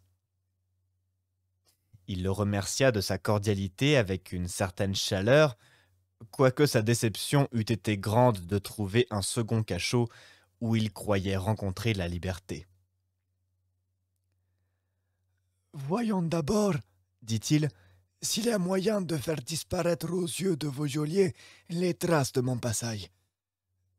Toute notre tranquillité à venir est dans leur ignorance de ce qui s'est passé. » Alors il se pencha vers l'ouverture, prit la pierre qu'il souleva facilement malgré son poids et la fit entrer dans le trou. « Cette pierre a été descellée bien négligemment, dit-il en hochant la tête. Vous n'avez donc pas d'outils? Et vous? Demanda Dantès avec étonnement. En avez-vous donc? Je m'en suis fait quelques-uns. Excepté une lime, j'ai tout ce qu'il me faut. Ciseaux, pince, levier. Oh, je serais curieux de voir ces produits de votre patience et de votre industrie, dit Dantès. Tenez, voici d'abord un ciseau. Et lui montra une lame forte et aiguë emmanchée dans un morceau de bois de hêtre. Avec quoi avez-vous fait cela? Dit Dantès. Avec une des fiches de mon lit. C'est avec cet instrument que je me suis creusé tout le chemin qui m'a conduit jusqu'ici. 50 pieds à peu près. 50 pieds? S'écria Dantès avec une espèce de terreur. Parlez plus bas, jeune homme, parlez plus bas. Souvent il arrive qu'on écoute aux portes des prisonniers. On me sait seul. N'importe. Et vous dites que vous avez percé 50 pieds pour arriver jusqu'ici? Oui. Telle est à peu près la distance qui me sépare ma chambre de la vôtre. Seulement, j'ai mal calculé ma courbe, faute d'instruments de géométrie pour dresser mon échelle de proportion. Au lieu de 40 pieds d'ellipse, il s'en a rencontré 50. Je croyais, ainsi que je vous l'ai dit, arriver jusqu'au mur extérieur, percer ce mur et me jeter à la mer. J'ai longé le corridor contre lequel donne votre chambre au lieu de passer dessous. Tout mon travail est perdu, car ce corridor donne sur une cour pleine de gardes. C'est vrai, dit Dantès. Mais ce corridor ne longe qu'une face de ma chambre, et ma chambre en a 4. Oui, sans doute. Mais en voici d'abord une dont le rocher fait la muraille. Il faudrait 10 années de travail à 10 mineurs munis de tous leurs outils pour percer le rocher. Cet autre doit être adossé aux fondations de l'appartement du gouverneur. Nous tomberions dans les caves qui ferment évidemment à la clé. Et nous serions pris. L'autre face donne... Attendez donc. Où donne l'autre face? Cette face était celle où était percée la meurtrière à travers laquelle venait le jour. Cette meurtrière, qui allait toujours en se rétrécissant jusqu'au moment où elle donnait entrée au jour, et par laquelle un enfant n'aurait pu certes pas passer, était en outre garnie par 3 rangs de barreaux de fer qui pouvaient rassurer sur la crainte d'une évasion par ce moyen le geôlier le plus soupçonneux. Et le nouveau venu, en faisant cette question, traîna la table au-dessous de la fenêtre. « Montez sur cette table !» dit-il à Dantès. Dantès obéit, monta sur la table et, devinant les intentions de son compagnon, appuya le dos au mur et lui présenta les 2 mains. Celui qui s'était donné le nom du numéro de sa chambre, et dont Dantès ignorait encore le véritable nom, monta alors plus lestement que n'eût pu le faire présager son âge avec une habileté de chat ou de lézard, sur la table d'abord, puis de la table sur les mains de Dantès, puis de ses mains sur ses épaules. Ainsi courbé en 2, car la voûte du cachot l'empêchait de se redresser, il glissa sa tête entre le premier rang de barreaux et put se plonger alors de haut en bas. Un instant après, il retira vivement la tête. « Oh, dit-il, je m'en étais douté. » et il se laissa glisser le long du corps de Dantès sur la table, et de la table sauta à terre. « De quoi vous étiez-vous douté » demanda le jeune homme anxieux en sautant à son tour auprès de lui. Le vieux prisonnier méditait. « Oui, dit-il, c'est cela. La 4e face de votre cachot donne sur une galerie extérieure, espèce de chemin de ronde où passent les patrouilles et où veillent des sentinelles. vous en êtes sûr ? J'ai vu le shako du soldat et le bout de son fusil, et je ne me suis retiré si vivement que de peur qu'il ne m'aperçût moi-même. » Eh bien, dit Dantès, Vous voyez bien qu'il est impossible de fuir par votre cachot. alors, continua le jeune homme avec un accent interrogateur, Alors, dit le vieux prisonnier, que la volonté de Dieu soit faite. et avec une teinte de profonde résignation, s'étendit sur les traits du vieillard. Dantès regarda cet homme qui renonçait ainsi avec tant de philosophie à une espérance nourrie depuis si longtemps, avec un étonnement mêlé d'admiration. « Maintenant, voulez-vous me dire qui vous êtes » demanda Dantès. « Oh mon Dieu, oui, si cela peut encore vous intéresser, maintenant que je ne puis plus vous être bon à rien. » Vous pouvez être bon à me consoler et à me soutenir, car vous me semblez parmi les forts. L'abbé sourit tristement. « Je suis l'abbé Faria, dit-il. prisonnier depuis 1811, comme vous le savez, au château d'If. Mais j'étais depuis 3 ans renfermé dans la forteresse de Fenestrelle. En 1811, on m'a transféré du Piémont en France. C'est alors que j'ai appris que la destinée, qui, à cette époque, lui semblait soumise, avait donné un fils à Napoléon, et que ce fils au berceau avait été nommé roi de Rome. Il était loin de me douter alors de ce que vous m'avez dit tout à l'heure. C'est que, 4 ans plus tard, le colosse serait renversé. Qui règne donc en France? Est-ce Napoléon II? Non, c'est Louis XVIII. Louis XVIII, le frère de Louis XVI. Les décrets du ciel sont étranges et mystérieux. Quelle a donc été l'intention de la Providence en abaissant l'homme qu'elle avait élevé et en élevant celui qu'elle avait abaissé? Dantès suivait des yeux cet homme qui oubliait un instant sa propre destinée pour se préoccuper ainsi des destinées du monde. Oui, oui, Continua-t-il. c'est comme en Angleterre. Après Charles Ier, Cromwell. Après Cromwell, Charles II. Et peut-être après Jacques II, quelques Yandres, quelques parents, quelques princes d'Orange. Un stadtholder qui se fera roi. Et alors de nouvelles concessions au peuple. Alors une constitution. Alors la liberté. Vous verrez cela, jeune homme. Dit-il en se retournant vers Dantès et en le regardant avec des yeux brillants et profonds, comme en devaient avoir les prophètes. Vous êtes encore d'ail à le voir. Vous verrez cela.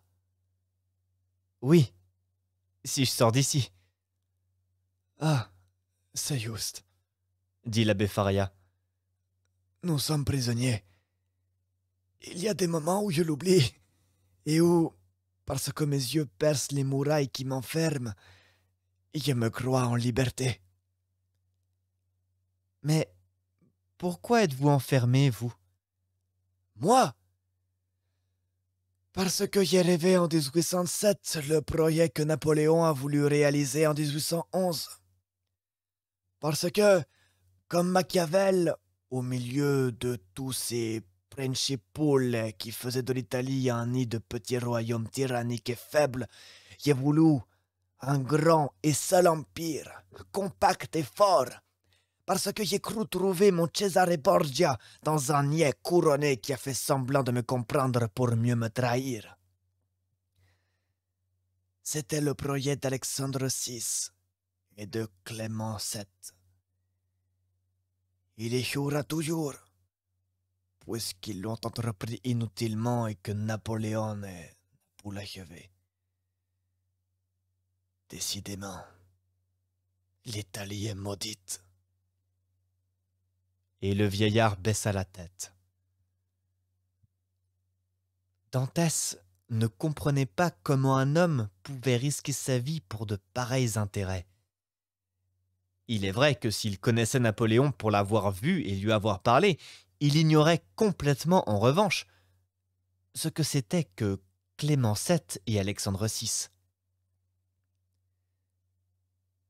N'êtes-vous pas, dit Dantès, commençant à partager l'opinion de son geôlier, qui était l'opinion générale au château d'If, le prêtre que l'on croit malade? Que l'on croit fou, vous voulez dire, n'est-ce pas? Je n'osais, dit Dantès en souriant.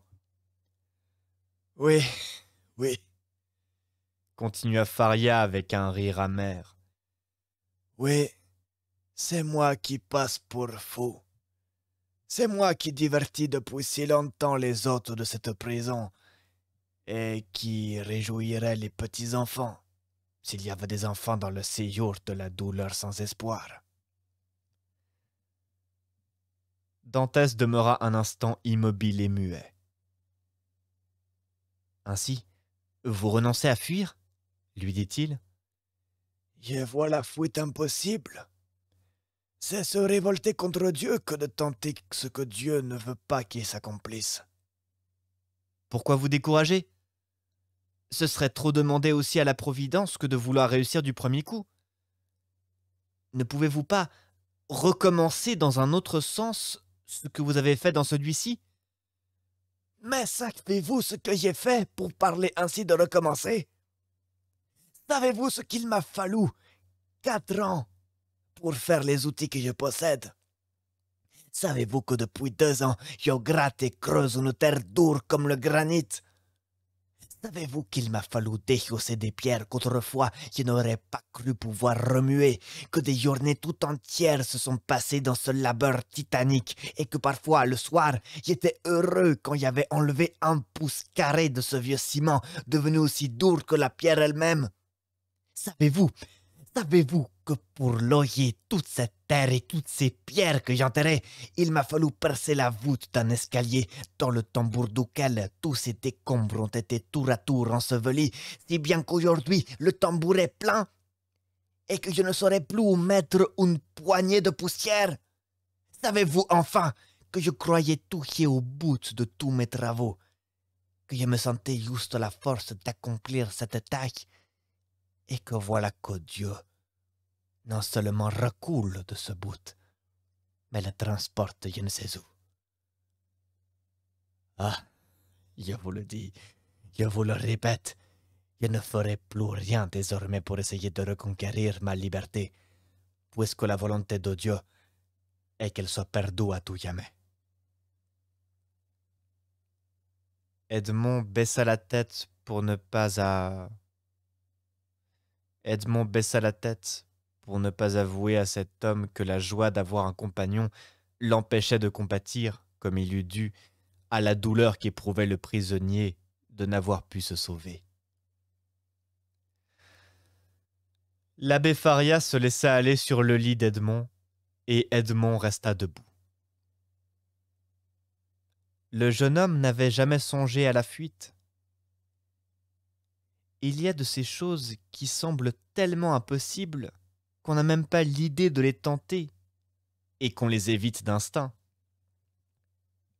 Creuser 50 pieds sous la terre, consacrer à cette opération un travail de 3 ans pour y arriver, si on réussit, à un précipice donnant à pic sur la mer, se précipiter de 50, de 60, de 100 pieds peut-être, pour s'écraser en tombant la tête sur quelques rochers, si la balle des sentinelles ne vous a point déjà tué auparavant, être obligé, si l'on échappe à tous ces dangers, de faire en nageant une lieue. C'en était trop pour qu'on ne se résignât point, et nous avons vu que Dantès avait failli pousser cette résignation jusqu'à la mort. Mais maintenant que le jeune homme avait vu un vieillard se cramponner à la vie avec tant d'énergie et lui donner l'exemple des résolutions désespérées, il se mit à réfléchir et à mesurer son courage. Un autre avait tenté ce qu'il n'avait pas même eu l'idée de faire. Un autre, moins jeune, moins fort, moins adroit que lui, s'était procuré, à force d'adresse et de patience, tous les instruments dont il avait besoin pour cette incroyable opération qu'une mesure mal prise avait pu seule faire échouer. Un autre avait fait tout cela. Rien n'était donc impossible à Dantès. Faria avait percé 50 pieds. Il en percerait 100. Faria, à 50 ans, avait mis 3 ans à son œuvre. Il n'avait que la moitié de l'âge de Faria, lui, il en mettrait 6. Faria, abbé, savant, homme d'église, n'avait pas craint de risquer la traversée du château d'If à l'île d'Aume, de Ratonneau ou de Lemaire. Lui, Edmond le marin, lui, Dantès, le hardi plongeur, qui avait été si souvent chercher une branche de corail au fond de la mer, hésiterait-il donc à faire une lieue en nageant ? Que fallait-il pour faire une lieue en nageant? 1 heure? Eh bien, n'était-il donc pas resté des heures entières à la mer sans reprendre pied sur le rivage? Non, non. Dantès n'avait besoin que d'être encouragé par un exemple. Tout ce qu'un autre a fait, ou aurait pu faire, Dantès le fera. Le jeune homme réfléchit un instant. « J'ai trouvé ce que vous cherchiez, » dit-il au vieillard. Faria tressaillit. « Vous » dit-il, et en relevant la tête d'un air qui indiquait que si Dantès disait la vérité, le découragement de son compagnon ne serait pas de longue durée. « Vous ? Voyons, qu'avez-vous trouvé ?» Le corridor que vous avez percé pour venir de chez vous, ici s'étend dans le même sens que la galerie extérieure, n'est-ce pas? Oui. Il doit n'en être éloigné que d'une 15aine de pas. Tout au plus. Eh bien, vers le milieu du couloir, nous perçons un chemin formant comme la branche d'une croix. Cette fois, vous prenez mieux vos mesures. Nous débouchons sur la galerie extérieure, Nous tuons la sentinelle et nous nous évadons. Il ne faut, pour que ce plan réussisse, que du courage. Vous en avez. Que de la vigueur. Je n'en manque pas. Je ne parle pas de la patience. Vous avez fait vos preuves et je ferai les miennes. Un instant, Répondit l'abbé. vous n'avez pas su, mon cher compagnon, de quelle espèce est mon courage et quel emploi je compte faire de ma force. Quant à la patience, je crois avoir été assez patient en recommençant chaque matin la tâche de la nuit et chaque nuit la tâche du jour. Mais alors écoutez-moi bien, jeune homme. C'est qu'il me semblait que je servais Dieu en délivrant une de ces créatures qui, étant innocente, n'avait pu être condamnée. Eh bien, demanda Dantès, la chose n'en est-elle pas au même point? Et vous êtes-vous reconnu coupable depuis que vous m'avez rencontré? Dites. Non, mais je ne veux pas le devenir. Jusqu'ici, je croyais n'avoir affaire qu'aux choses. Voilà que vous me proposez d'avoir affaire aux hommes. Je peux percer un mur et détruire un escalier, mais je ne percerai pas une poitrine et je ne détruirai pas une existence. Dantès fit un léger mouvement de surprise. Comment, dit-il, pouvant être libre, vous seriez retenu pour un semblable scrupule? Mais vous-même, Dit Faria. pourquoi n'avez-vous pas un soir assommé votre geôlier avec le pied de votre table, relevé tous ses habits et essayé de fuir? C'est que l'idée ne m'en est pas venue, dit Dantès.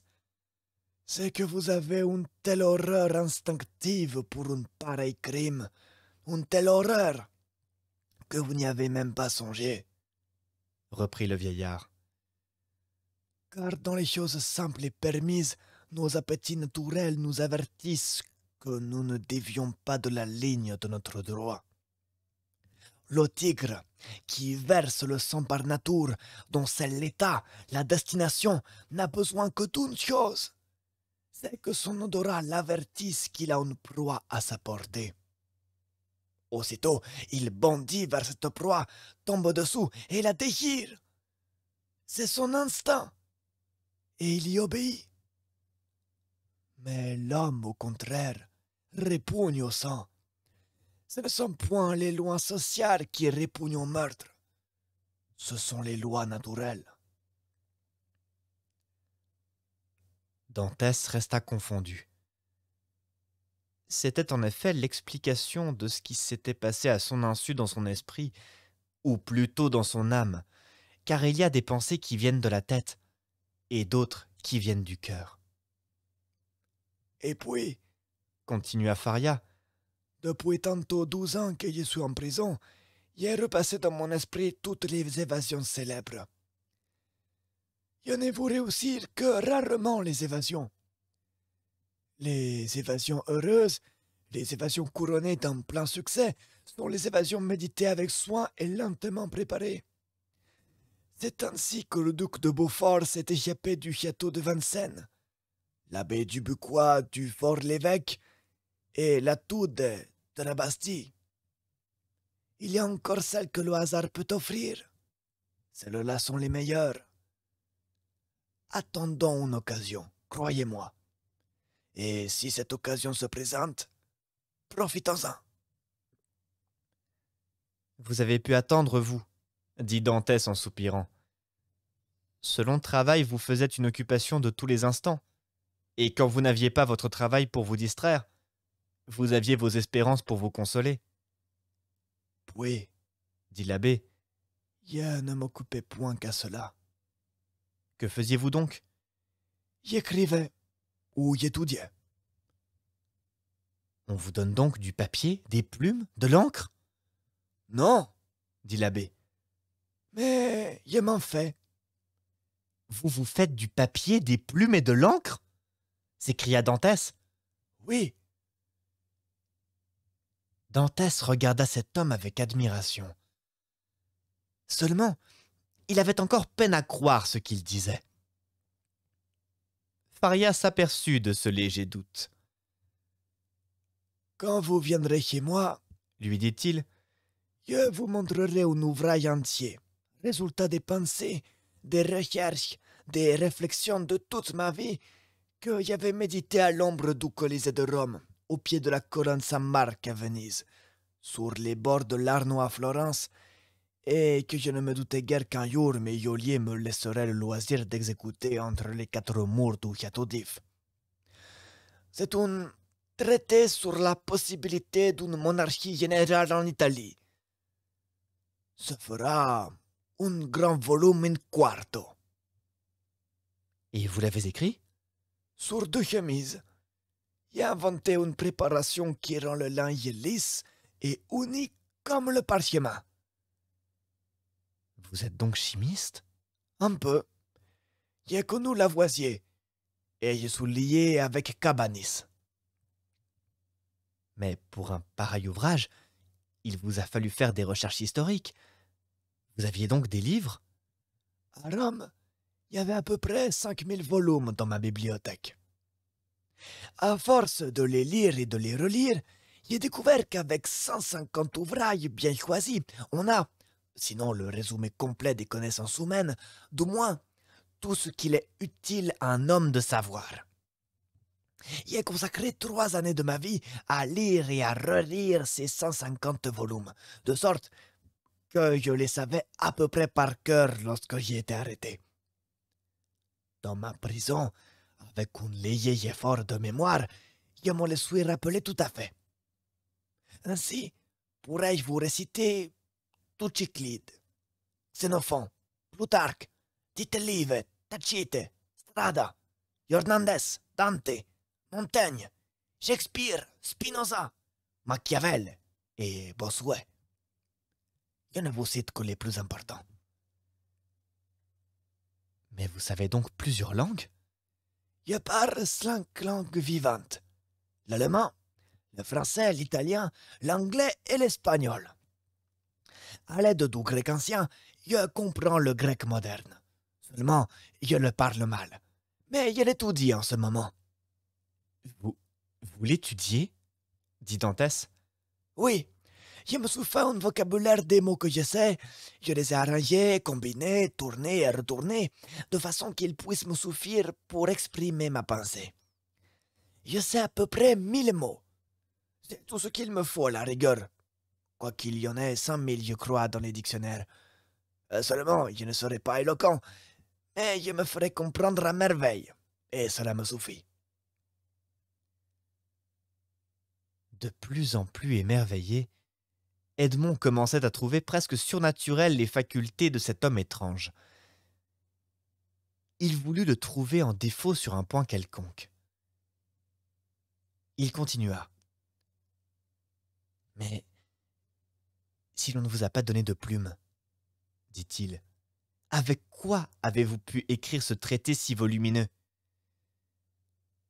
Je m'en suis fait d'excellentes, et que l'on préférerait aux plumes ordinaires si la matière était connue, avec les cartilages des têtes de ces énormes merlans que l'on nous sert quelquefois pendant les jours maigres. Aussi, vois-je toujours arriver les mercredis, les vendredis et les samedis avec grand plaisir, car il me donne l'espérance d'augmenter ma provision de plumes, et mes travaux historiques sont, je l'avoue, ma plus douce occupation. En descendant dans le passé, j'oublie le présent. En marchant libre et indépendant dans l'histoire, je ne me souviens plus que je suis prisonnier. » Mais de l'encre, dit Dantès. Avec quoi vous êtes-vous fait de l'encre?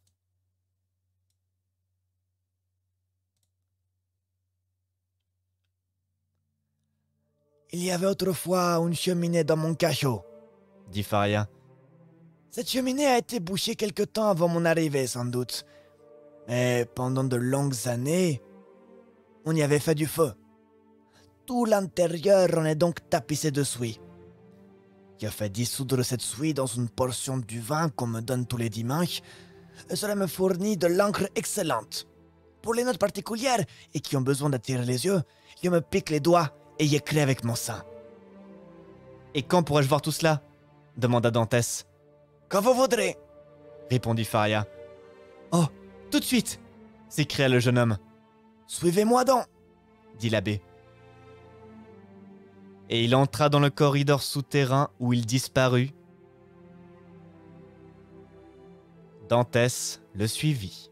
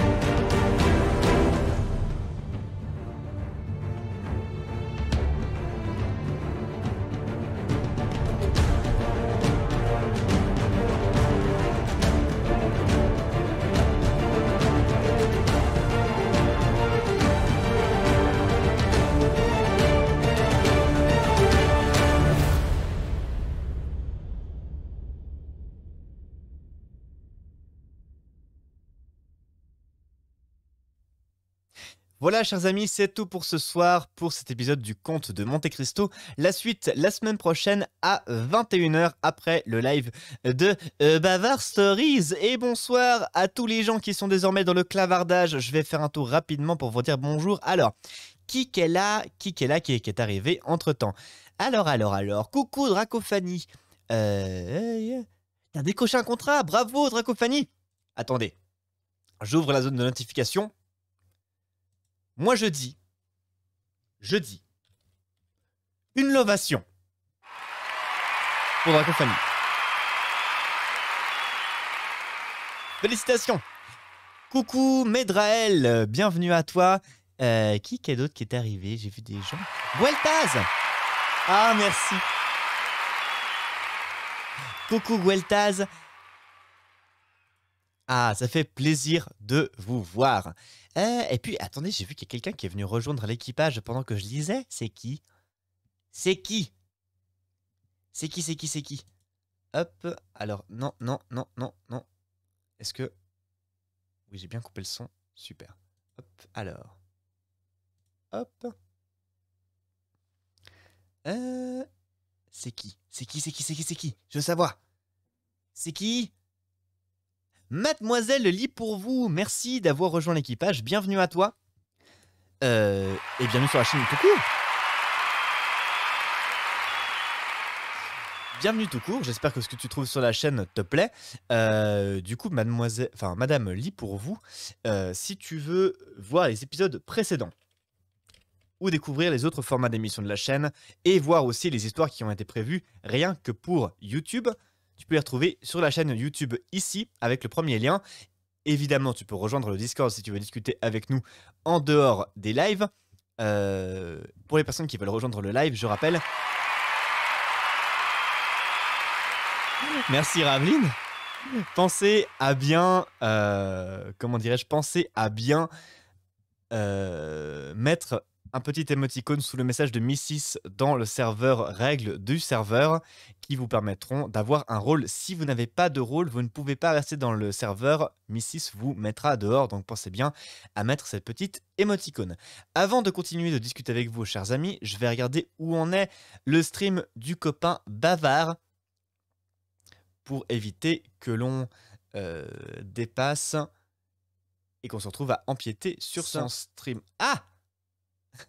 Eh bah merci Bavard qui m'ôte.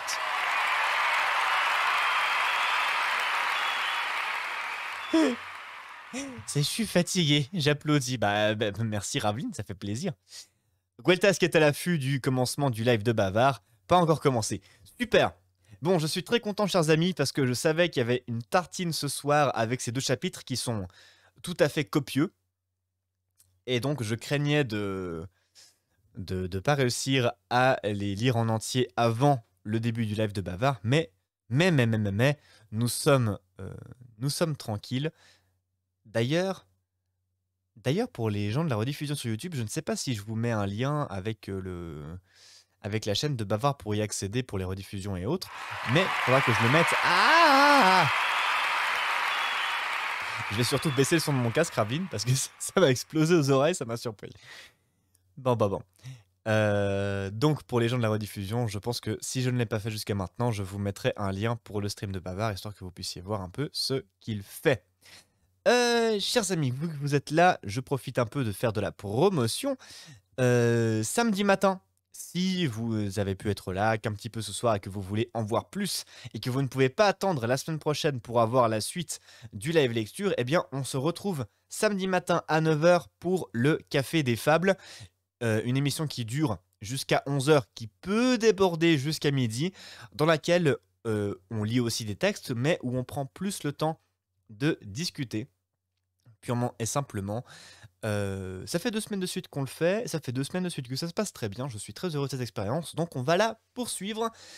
Et comme je le disais en début de stream, je compte a priori proposer le manuel d'Épictète pour ce samedi, et potentiellement quelques contes de Grimm pour faire du rab si jamais il y a des gens qui arrivent en cours de route. Voilà. Donc j'ai bien vu, Medrael, que le compte à rebours de Bavard avait commencé. On a encore du coup à peu près 5 minutes pour discuter ensemble. À partir de quoi, je vous mettrai comme d'habitude le générique de fin et je lancerai le délicieux raid pour vous emmener directement chez le copain Bavard. Du coup, maintenant que la semaine a bien été entamée, comment se passe votre semaine, les gens? Qu'est-ce qui se passe pour vous? Racontez-moi, j'aimerais bien prendre un peu de vos nouvelles. Qu'est-ce qui se passe de votre côté de l'écran?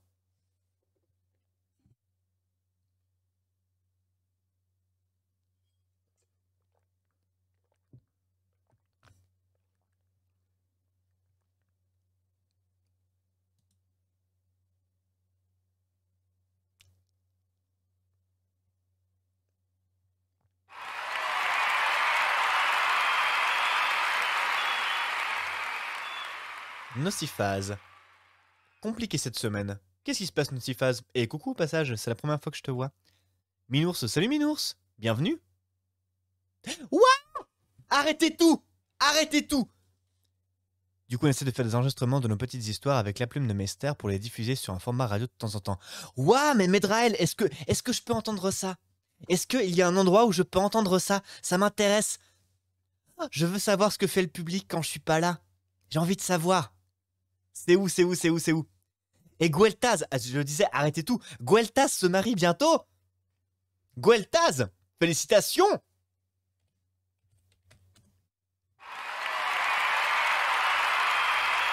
Gueltaz, incroyable.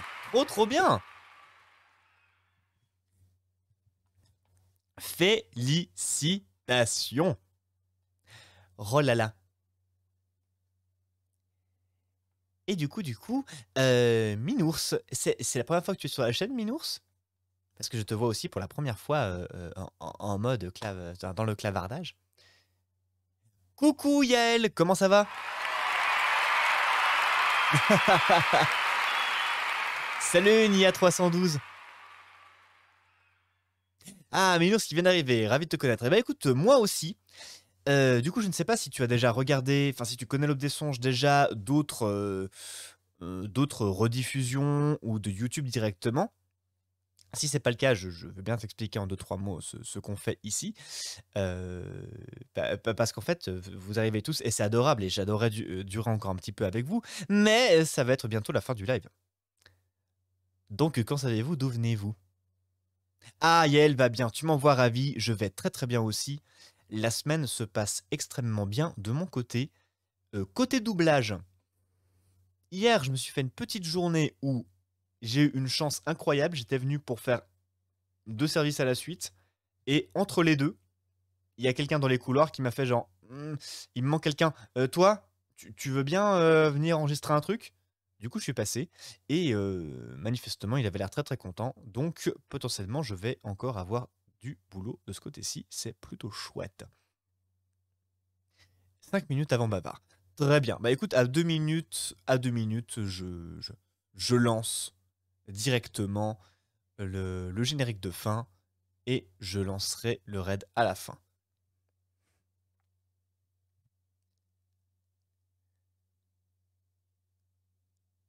Ça t'arrive aussi de faire des voix off, Gueltaz? Mon Dieu, mais est-ce que tu auras une voix grave et profonde, Gueltaz?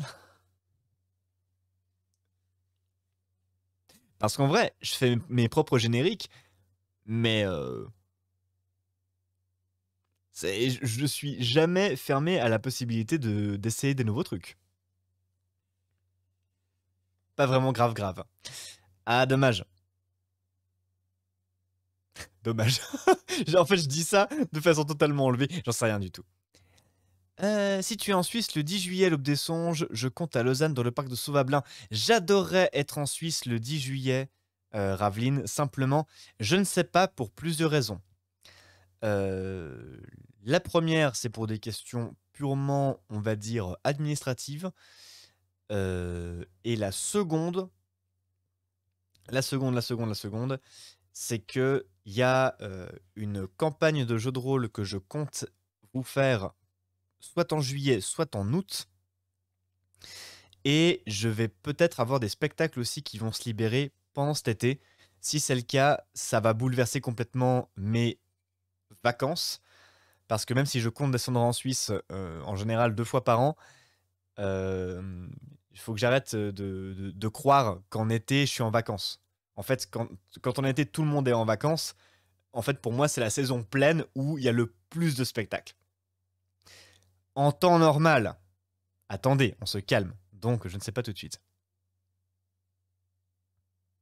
Oui, Gueltaz, Dracophanie relève, on peut écouter ça où? Moi aussi, je veux savoir. Raconte. Il reste 6 semaines pour inventer la téléportation. Eh, ça pourrait.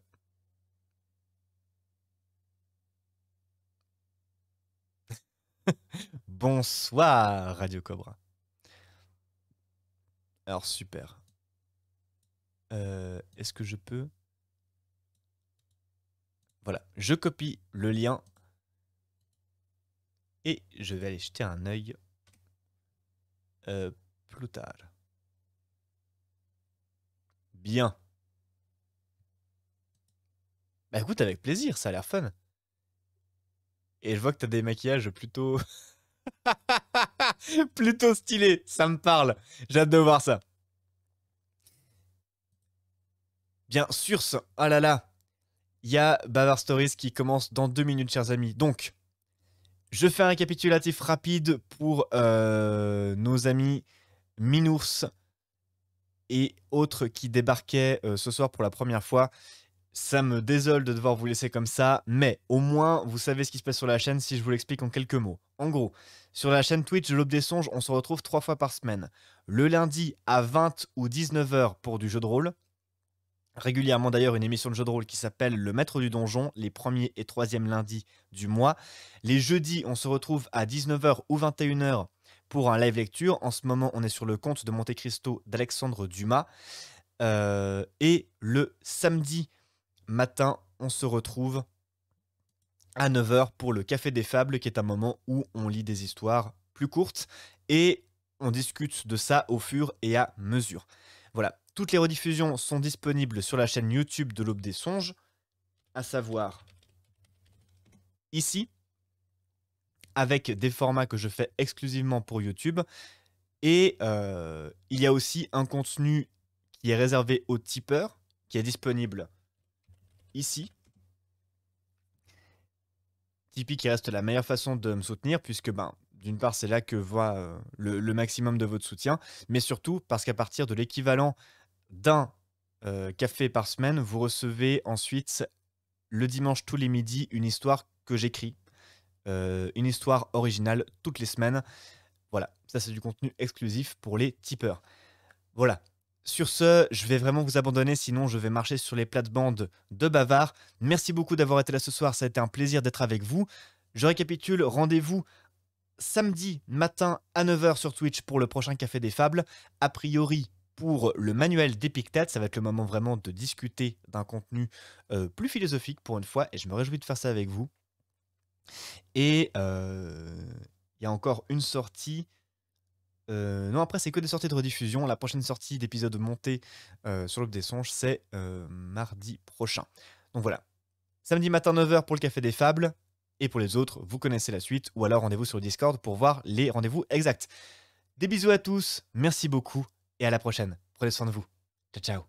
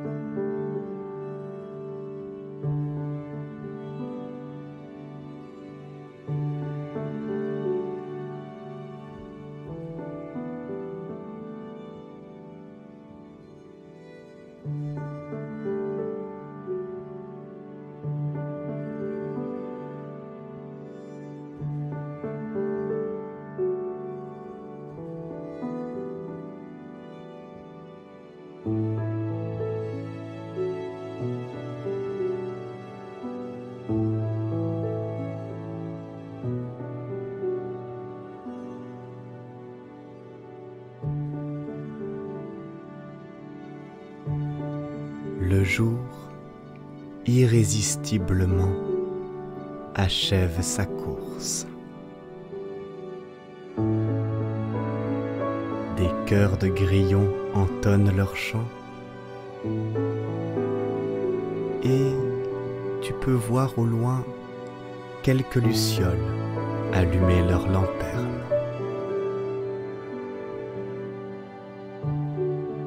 Au coin d'un feu, tu rejoins d'autres voyageurs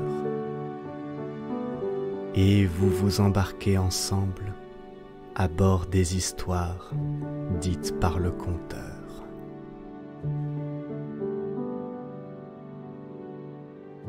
Vous levez les yeux au ciel et, tandis que les brumes crépusculaires révèle la clarté naissante de la lune, vous atteignez, sans le savoir, l'aube des songes.